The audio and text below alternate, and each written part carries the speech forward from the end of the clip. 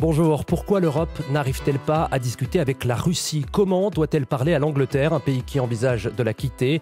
Enfin, adopte-t-elle le bon ton avec la Grèce, un pays en grande difficulté? Ces questions sur le langage, sur le dialogue diplomatique européen, nous allons nous les poser cette semaine dans le temps de l'Europe et pour cela, nous avons le plaisir de recevoir un invité exceptionnel.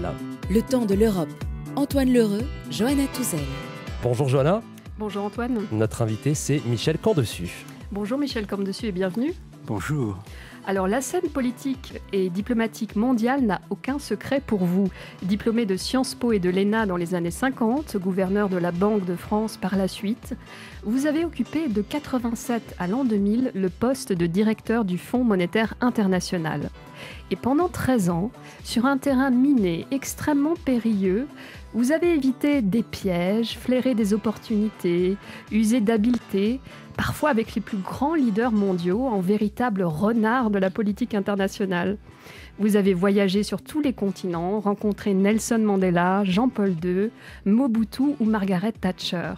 Ces fortes personnalités, vous leur avez fait face, vous avez cherché à les comprendre, vous avez négocié avec elles, essuyé quelques déconvenues et obtenu parfois des avancées spectaculaires. Alors voilà l'incroyable parcours que l'on découvre dans le livre que vous venez de publier aux éditions des Arènes, La scène de ce drame et le monde. La scène de ce drame et le monde. Et nous allons dans cette émission nous concentrer sur une partie de cette scène, l'Europe, et faire appel à votre expérience, Michel Camdessus, pour décrypter les relations singulières que l'Union européenne entretient avec trois pays. La Russie, d'abord, c'est son voisin le plus puissant, le plus bruyant, le plus imprévisible aussi. C'est ce que vous avez appris de vos rencontres avec Mikhaïl Gorbatchev ou avec Boris Yeltsin. Nous vous demanderons si votre passion pour Solzhenitsyn, que vous citez plusieurs fois dans votre livre, vous a aidé à percer le mystère russe. L'Angleterre, ensuite, elle envisage de quitter l'Union européenne. Comment dialoguer avec ce pays qui se montre depuis si longtemps si inflexible avec l'Europe? Le récit de votre rencontre en tête-à-tête avec Margaret Thatcher nous éclairera sur cette question. La Grèce, enfin, c'est l'actualité du moment en Europe. Les élections à venir fin janvier ont relancé le débat sur son éventuelle sortie de la zone euro. Faut-il adopter un discours de fermeté avec ce pays en grande difficulté comme le fait l'Allemagne? Mais pour commencer, c'est la particularité du temps de l'Europe. Replongeons ensemble dans le passé, direction la Russie. Le temps de l'Europe.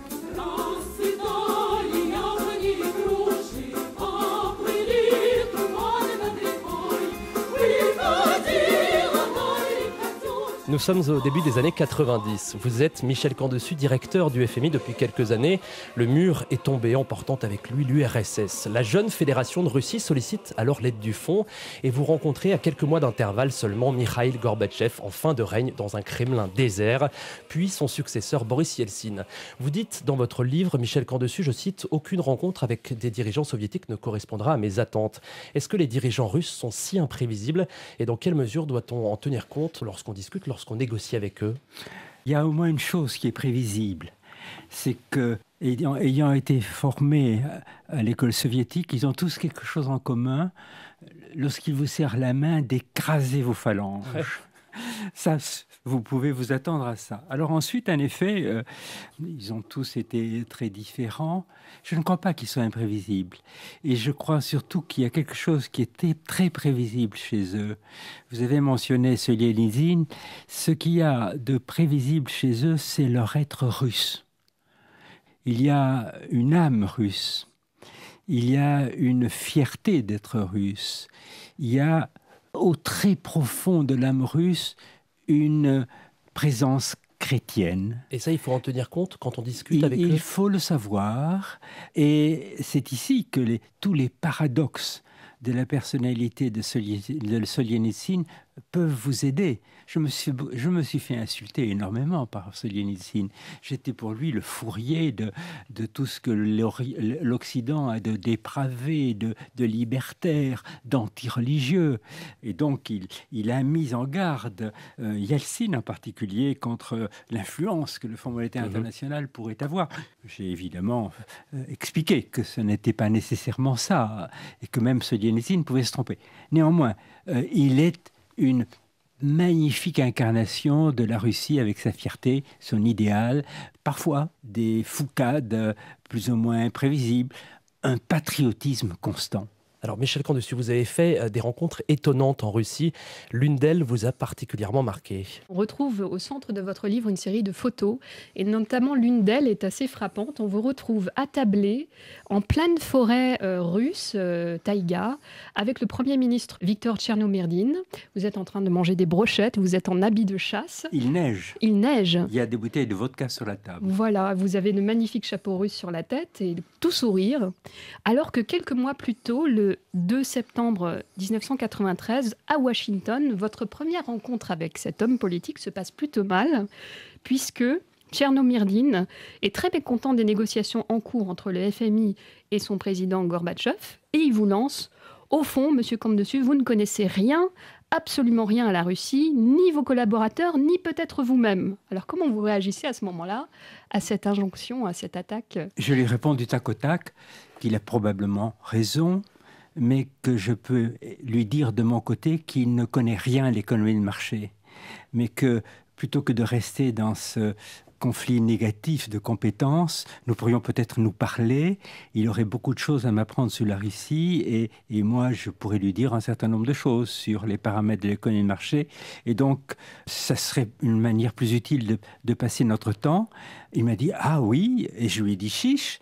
Et c'est ainsi que nous avons décidé que j'irais passer quelques week-ends après de longues semaines de travail dans la nature pour prendre le temps de nous écouter et de nous expliquer.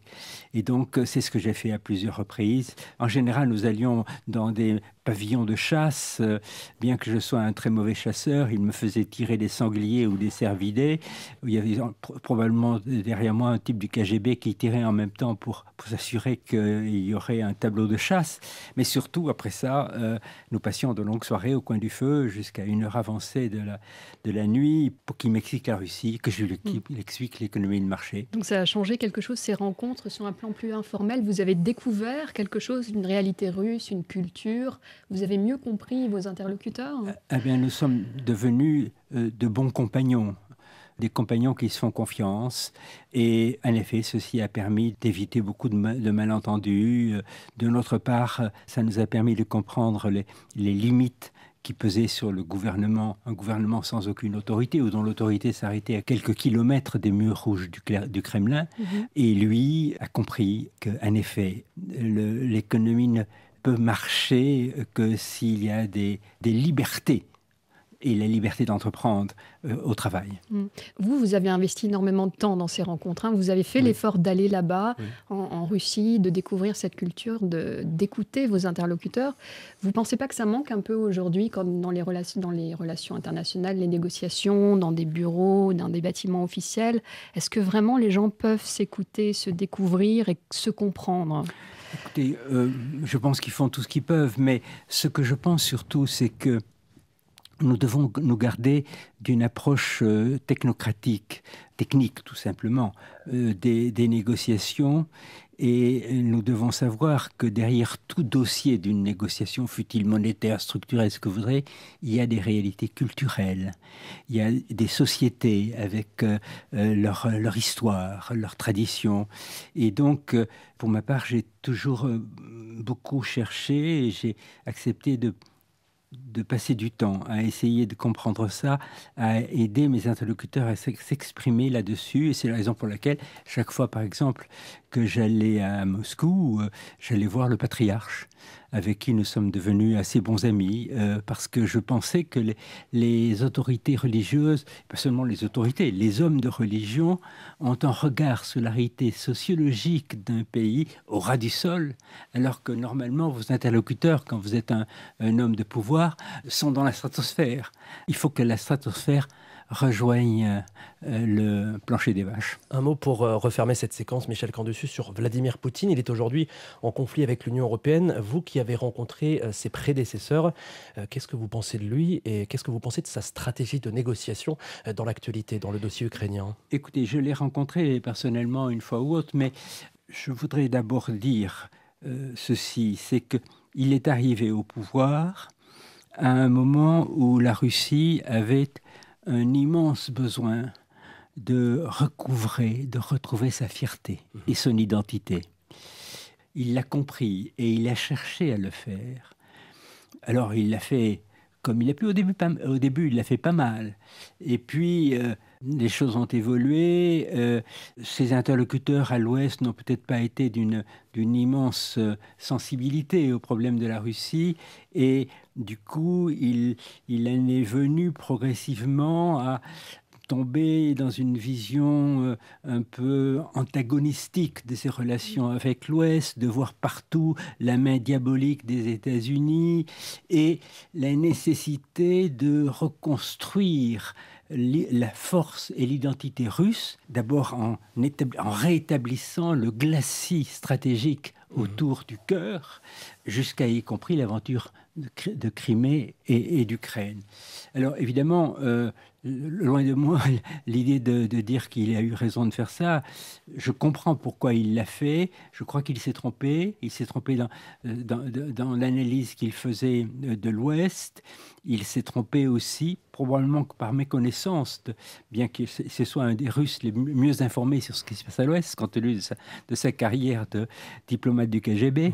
Mais on ne l'a pas aidé, je pense, assez à voir comment il pouvait à la fois reconstruire l'identité de son pays et établir des relations pacifiques avec l'Ouest.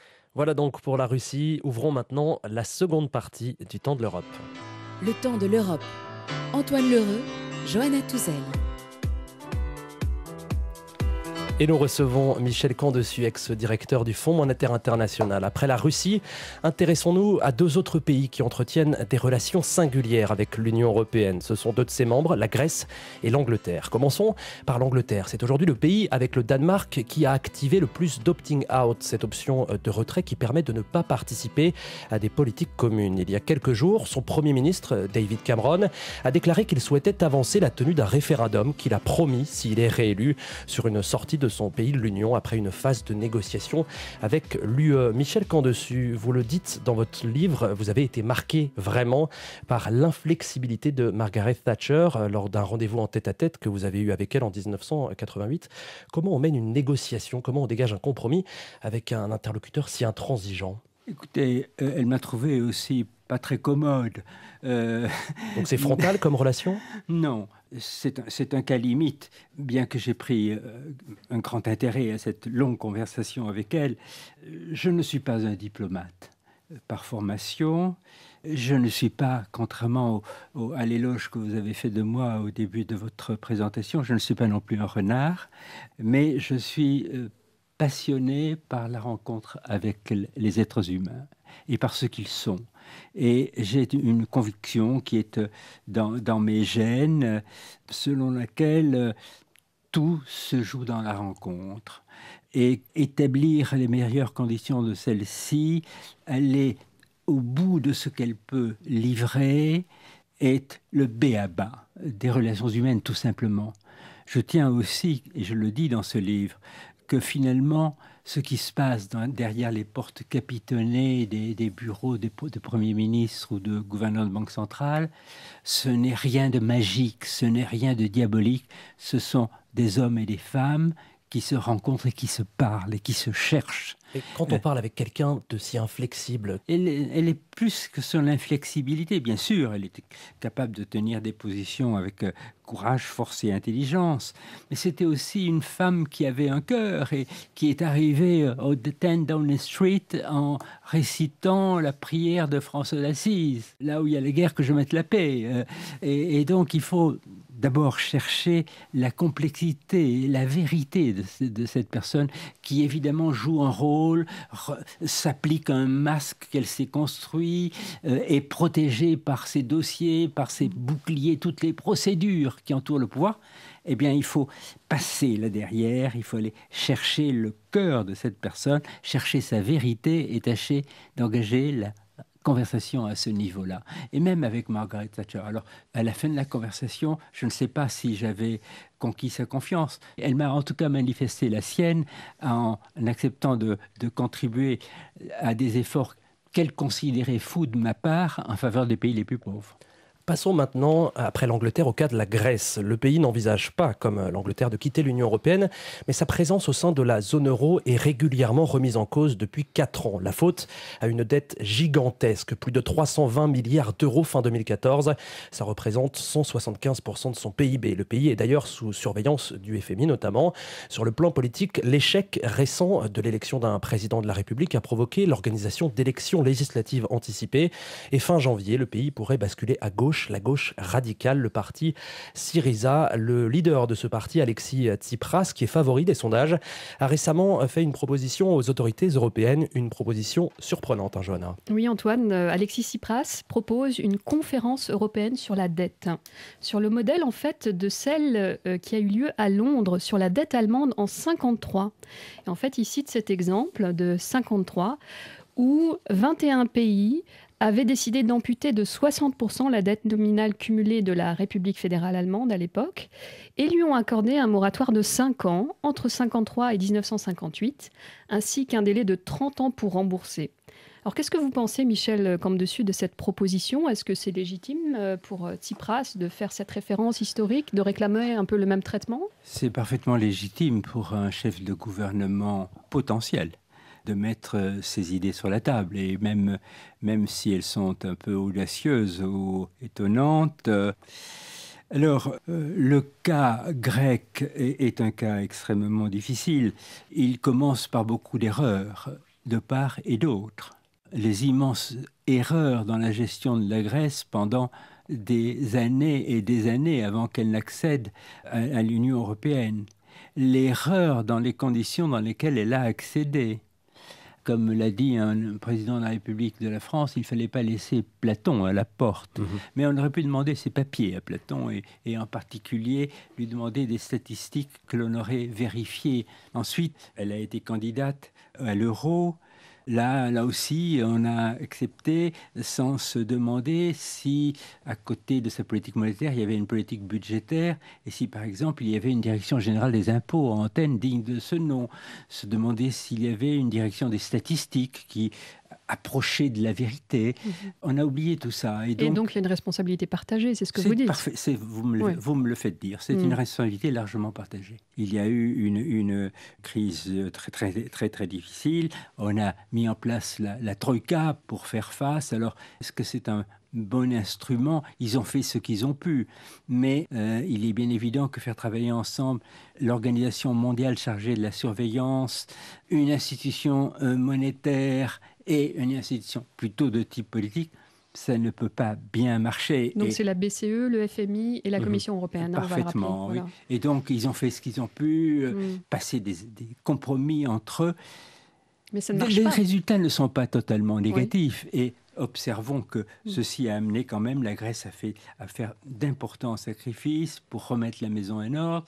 Et l'Union européenne, de son côté, et les créanciers de la Grèce ont rééchelonné sa dette dans des proportions notables et ont permis en particulier que la dette, qui était une dette vis-à-vis des marchés, soit désormais une dette essentiellement entre des mains publiques, ce qui est quand même très rassurant pour le débiteur. Mais qui pèse sur les contribuables. Nécessairement. Voilà. Quand on emprunte, un jour ou l'autre, il faut rembourser. Alors, faudra-t-il qu'il y ait une grande négociation sur la dette et dans quels termes? Si un pays demande une négociation sur la dette, il faut négocier. Est-ce que l'exemple allemand de 1953 est pertinent? Il ne l'est pas. En 1953, nous sommes dans une phase où l'Europe cherche à se reconstruire. Nous sortons du plan Marshall. Il s'agit le plus vite possible de mettre l'Allemagne sur ses pieds. Tout le monde est prêt à faire ce type de sacrifice. Est-ce que c'est la situation de la Grèce? Non. Est-ce que c'est une raison pour refuser à la Grèce quoi que ce soit? Non plus. Ce qui est important, c'est que les Grecs rentrent d'une manière responsable dans cette négociation et qu'il n'y ait pas de leur côté une attitude populiste ou démagogique et qu'il n'y ait pas de l'autre côté un non possumus qui ne ferait pas de sens. Voilà, donc il faut vraiment un dialogue entre les deux. Or, on sent ces tensions entre les peuples grecs et les peuples allemands. On a revu ressurgir les croix gammées dans des manifestations en Grèce vis-à-vis d'Angela Merkel. Côté allemand, il y a aussi une certaine attitude de donneur de leçons. Est-ce que c'est pas malsain un peu ce climat de tension? Est-ce que c'est pas irresponsable finalement? Vous savez, quand on est dans une union, J'ai tendance toujours à dire dans une communauté, et j'aimerais que l'on revienne à ce langage de la communauté, il faut savoir qu'on n'est pas dans une communauté angélique. Il y a en face de soi des gens d'une culture différente, d'attitudes différentes, formés dans des histoires différentes. Dans mon pays, nous sommes habitués à ce que les Allemands parlent de temps en temps un langage de donneur de leçons. Nous sommes d'autant plus frustrés que nous adorons nous-mêmes donner des leçons. Mais bon, on sait qu'il faut tenir compte de ce qu'est l'autre. Il faut évidemment éviter les maladresses. Il y en aura toujours. Il y en a déjà eu dans le cas grec, et il y en aura probablement davantage.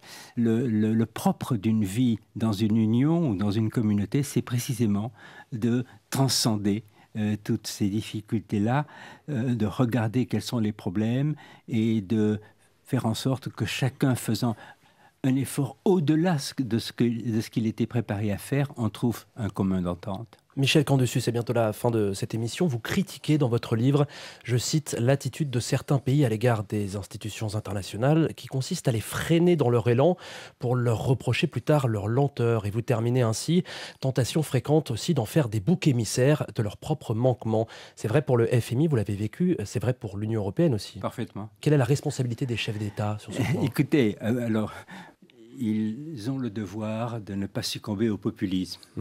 Cette attitude-là, et qui est fréquente dans tous nos pays, consistant à accepter des compromis à Bruxelles et d'arriver à la descente du Thalys en disant « j'ai arraché aux autres une concession qu'ils n'auraient jamais été prêts à faire si je n'avais jamais tapé sur la table ». Cette attitude si fréquente dans mon pays et dans quelques autres devrait disparaître. Nous devrions enfin reconnaître que nous ne sommes pas là pour défendre des intérêts nationaux, mais pour construire ensemble une union et défendre nos intérêts communs, et pas seulement, en vertu d'une loi détestable du juste retour, chercher à obtenir des autres ce qu'ils n'ont aucune raison de nous donner. Et c'est une question donc d'état d'esprit, mais peut-être aussi d'organisation et de gouvernance. Vous avez fait face à un conseil d'administration de 24 membres, c'était difficile à gérer. Aujourd'hui, autour de la table du Conseil européen, on a 28 chefs d'État. Oui. Est-ce qu'il ne faut pas imaginer une réforme de la gouvernance européenne, de la prise de décision ? Oui, 28, c'est beaucoup. Je n'ai jamais eu de difficulté avec mes 24 membres, je dois dire, mais peut-être parce que j'ai tenu cette position pendant longtemps. 13 ans, et que j'ai dépensé beaucoup de mon énergie et d'ailleurs de mon temps à chercher à créer un sens de communauté entre tous ces gens-là. Faire en sorte qu'on se voit, qu'on se connaisse, que chacun connaisse l'histoire de l'autre, que chacun comprenne pourquoi l'autre, de temps en temps, prend ses positions intransigeantes, pourquoi l'autre ne peut pas bouger, de telle manière qu'à la longue, finalement, l'intérêt commun devienne une évidence. Et il faut y consacrer du temps, et malheureusement, nos dirigeants, trop souvent, n'accordent à l'action internationale que quelques heures entre deux Thalys. Et c'est ainsi qu'on referme ce numéro du Temps de l'Europe. Michel Camdessus, merci d'y avoir participé. Johanna, merci à vous. Merci. À bientôt. On se retrouve dans 15 jours pour un nouveau numéro du Temps de l'Europe. Merci de nous avoir suivis et à très bientôt.